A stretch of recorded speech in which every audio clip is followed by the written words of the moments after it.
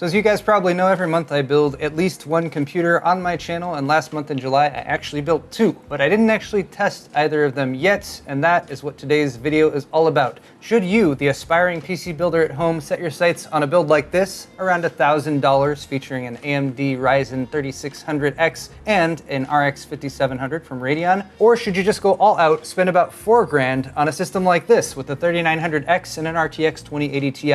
Or maybe something in between, who knows? Today I'm gonna test both of them and give you guys the results.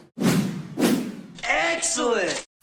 Cooler Master's MK730 gaming mechanical keyboard is the more portable version of their flagship Master Keys 750 and features the same premium brushed aluminum finished and floating key design, as well as genuine Cherry MX switches in blue, brown, or red. Use the function keys for on-the-fly RGB LED control, admire the stylish bottom and side light bars, and feel the comfort of the removable wrist rest in a 10 keyless form factor that you can easily take on the go. It's got USB Type-C too, so click the sponsor link in the description for more. So let's start out with a quick recap of the hardware that we're working with today. On my left, we have a system that's going to cost you about $1,000. It features an AMD Ryzen 5 3600X, and yes, we're using the stock heatsink fan along with that. The motherboard is the MSI B450 Tomahawk, and the memory I picked out is a G.Skill Sniper X kit that runs at DDR4 3600. DDR4 3600 is the recommended speed that you should run on if you're doing an AMD Ryzen build, especially if you're on Ryzen 3rd gen. However, I should point out that both of these kits have had their memory swapped out, so I could use the exact same memory in both. So right now they're both using a G.Skill Flare X kit that's running at 3200 speed, cast latency 14. I've got 16 gigs in 2 sticks in this system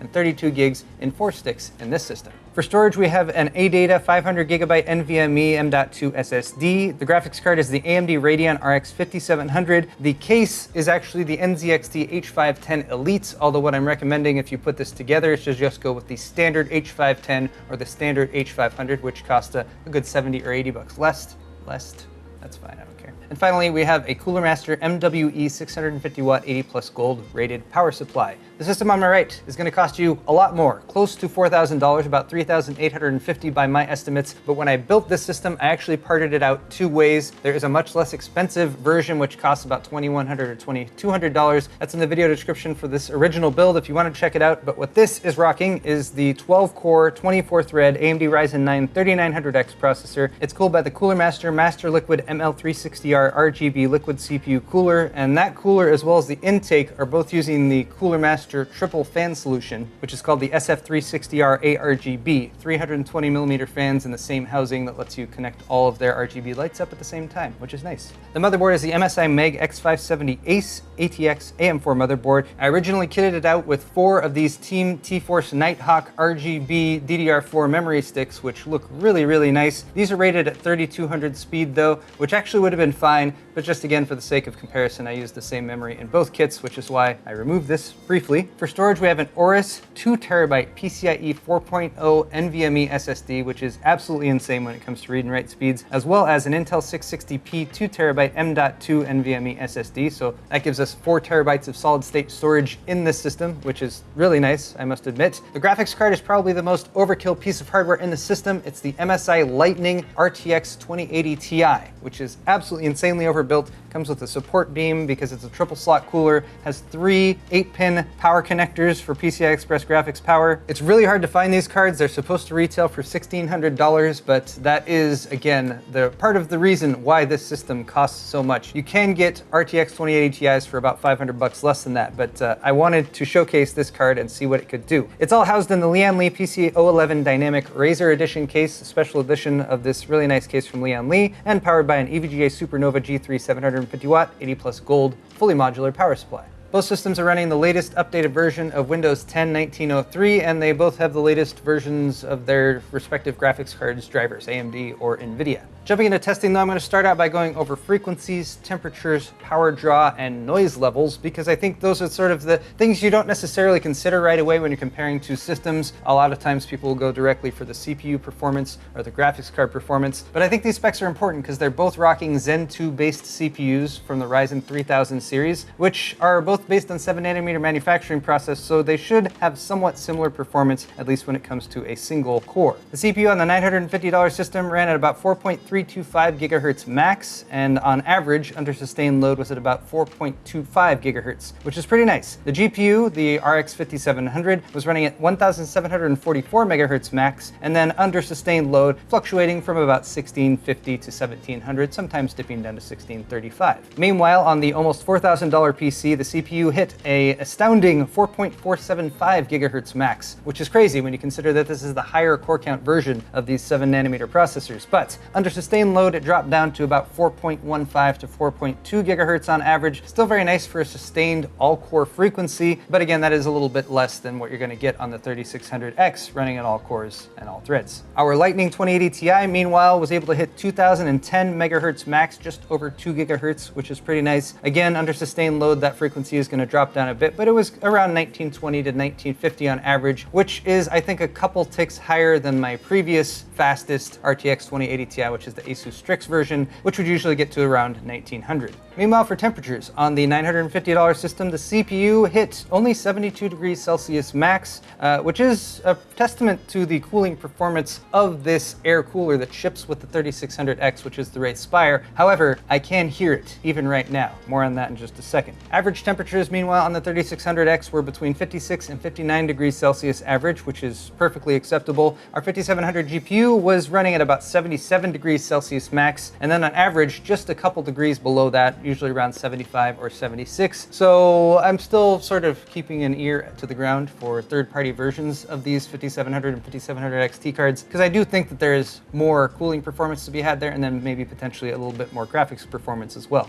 Our $4,000 build over here does have more cooling in the form of additional intake fans, 3x120, and then it's got the exhaust at the top through the radiator as well. A total of 6 fans, but our CPU was still able to get up to 75 degrees Celsius max, although on average it was about 60 to 65 degrees Celsius, and then on occasion, while it was doing some more CPU intensive stuff, getting to around 70 degrees. Our GPU, meanwhile, hit 78 degrees Celsius max, which is kind of what you would expect for an RTX 2080 Ti. They tend to ramp themselves up until they get hot enough to kick the fan in, and then it cools itself off a little bit. Speaking of which, average temperatures were between 70 and 75 degrees Celsius on the card, and that was pretty much based on the fan speed. The fans would run slower until the card got to about 75 degrees Celsius, then the fans would ramp up just a little bit, barely even noticeable, and then it would get down to about 70, and then it would sort of repeat that over and over again. Lastly, power draw, and this was measured during the 3D Mark Firestrike Ultra combined test. The $950 PC was running at 253 watts on average during the test, peaked at 297 watts, so I'm impressed that this entire system is never really going to draw more than 300 watts total, considering that it has a 650 watt power supply,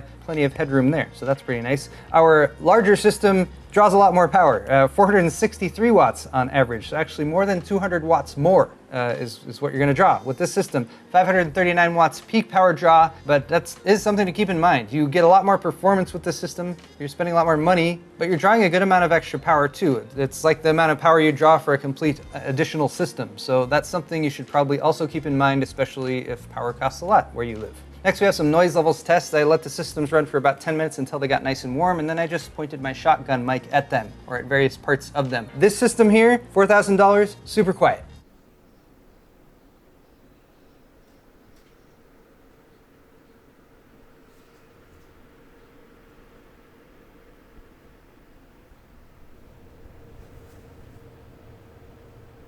As you can probably hear, nothing more than a soft whoosh here and there, and even under full load, like you can barely hear it. And that is to be expected, I think. If you're investing in parts that are of this high quality, they should be very quiet at the same time. Meanwhile, over here,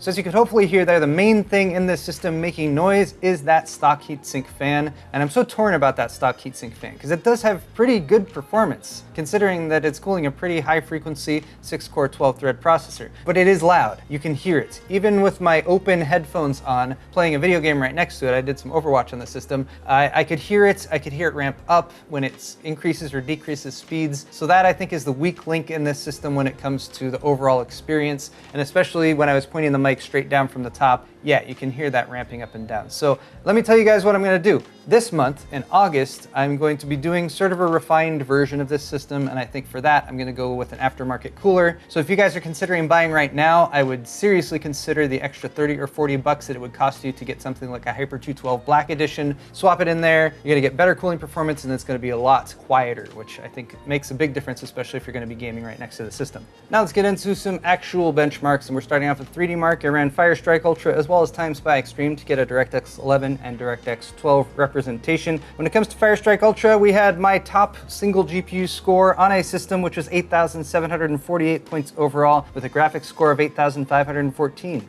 Meanwhile, our $950 system had an overall score of 5,319, a graphics score of 5,295, and a CPU score of 19,145. I think this is a very good overall view of these two systems and the relative performance, specifically when it comes to gaming, and also when it comes to CPU performance. We're going to see more on that in just a minute when we get to the CPU-specific tests, but do bear in mind when you're comparing the scores of these two systems, you also need to keep in mind the price. About $1,000 versus about $4,000, or about $1,000 versus a system whose performance level you could put together for, I would say, about $2,500. Meanwhile, on 3D Mark TimeSpy Extreme, which is a DirectX 12 test, we had a score of 6,955 for our almost $4,000 build, and a graphics score of 7,064 for our RTX 2080 Ti Lightning Edition, and a CPU score of 6,634. We can compare that to the $950 build's score of 3,500 overall, 3,522 for the graphics, and 3,381 for the CPU. Here's a look at some numbers from Battlefield 5. This is running at 4K, 3840 by 2160. We had an average frame rate of 57 frames per second for the $950 system, and the frame rate jumped up to 84 FPS when it comes to the $4,000 system. So that's a few extra FPS for a lot more money. I also want to point out here that my $950 build went about 2 FPS faster with the standard RX 5700 than it did when the RX 5700 was tested with the 9900K. So that, I think, is also a good indication of the fact that these processors from AMD are just as viable for gaming as what Intel has on offer right now, and they tend to cost a lot less for what you get in CPU performance. Moving over to 2560 by 1440, we have an average frame rate of 99 FPS for the $950 build with a 73 FPS 1% low. Then we have an average FPS of 135 with the $3,850 build with a 1% low of 113. And our last test here is Metro Exodus running in DirectX 12 mode. First off at 4K 3840 by 2160, about 31.1 average FPS for the $950 build with a 1% low of 21.7, compared to the $4,000 build's 51.2 average FPS, so you get about 20 frames more for your money with the more expensive build, and a 1% low of 34. Moving over to 2560 by 1440, the $950 build got 51 average frames per second and 30.8 1% low frames per second, 79.8 average FPS for the $3,850 build with a 1% low of 45.4. Let's switch over to some tests that focus on compute performance, starting off with CINEBENCH R20, the new version of CINEBENCH. You can run it in single-thread mode or multi-thread mode, and multi-thread mode is where our 12-core, 24-thread processor is going to shine with an overall score of 7,019 compared to our 6-core, 12-thread processor's score of 3,660. If we look at the single-thread scores, though, they are much closer. 492 for the 3600X, 494 for the 3900X, and I would say that if you're running these under sustained load, you'd actually probably get a better score with the 3600X when it comes to single core performance, because as you might have seen when we were talking about frequencies, under sustained load, this was actually running at about 50 to 100 megahertz faster than this was. Our next test is HANDBRAKE. We were transcoding a 4K 40 megabits per second video file down to 1080 using the fast preset.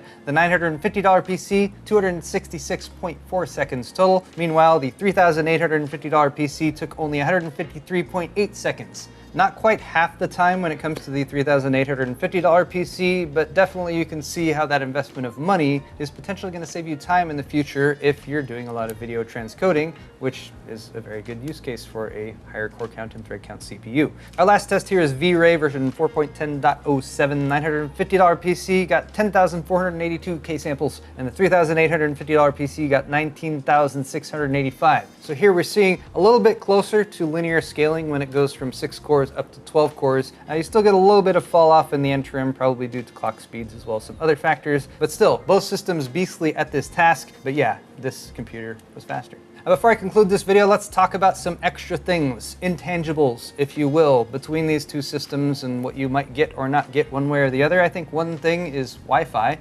This system has Wi-Fi. This system does not. It's just not a feature that shipped with the motherboard. Granted, you can get a Wi-Fi USB adapter for like 10 or 20 bucks, so it might not be a huge deal, but it is something you don't have out of the box, something to consider. RGB lighting. They both have RGB lighting. You could connect more RGB lighting up to this motherboard because it has headers for it. This one just has a bit fancier RGB lighting. It has the infinity window over there above the CPU power delivery area. Beyond the motherboard, both of the cases have RGB functionality as well. I want to point out that I never installed the CAM software on this system over here, which is why the fans are still white, but I actually just kind of like how they look there. And you do get a bit of red accent on the motherboard there too. But beyond that, we've got much fancier lighting and RGB on the MSI Lightning RTX 2080 Ti, as well as a bit on the all-in-one liquid CPU cooler, and some really cool lighting effects, I would say, on this Lian Li case that aren't necessarily what you would get with every case. The NZXT case over here is relying on the fans for RGB lighting as well as some LED strips, and also you're only going to get those LED strips if you go with the more expensive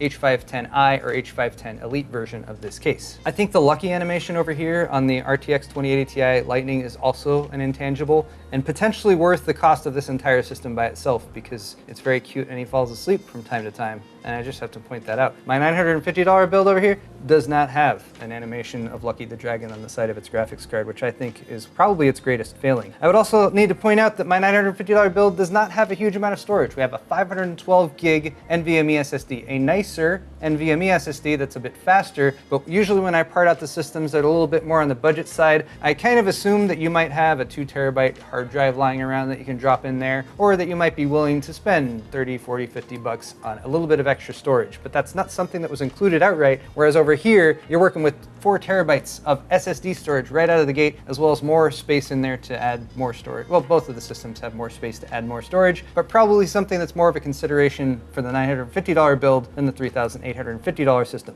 You could also point out that we have more memory, 32 gigs versus 16 gigs. That may or may not be worth your while. I did not use more than the 16 gigs in any of my testing here, so if you're going to do video editing or something like that, that would be worth investing in more memory, but you can easily get away with 16 gigs. And then the biggest difference that I think I've mentioned once or twice, these do cost different amounts of money, almost $4,000, about $1,000. So that is probably going to be the biggest difference for those of you guys at home. But I hope my testing today has given you guys a better idea of what type of performance you can expect out of a system that you put together, especially on this AMD Ryzen platform. And I think maybe a good indication of why I tend to lead towards system builds that are maybe in the $800 to $1,000 range, because you don't always get insanely more performance when you jump up to $2,000 or $3,000 or even going beyond that. Also worth pointing out, this system here is upgradable. You can take the 3900X, drop it in here. You can take the 2080 Ti and drop it in here. And yeah, again, that would make it more expensive, but you've got an upgrade path either way. So let me know what you guys think of these builds and my testing methods down in the comments section if you guys have any feedback for me. I will be doing this again next month, maybe not in exactly the same format, but I do have a couple more builds coming at you real soon.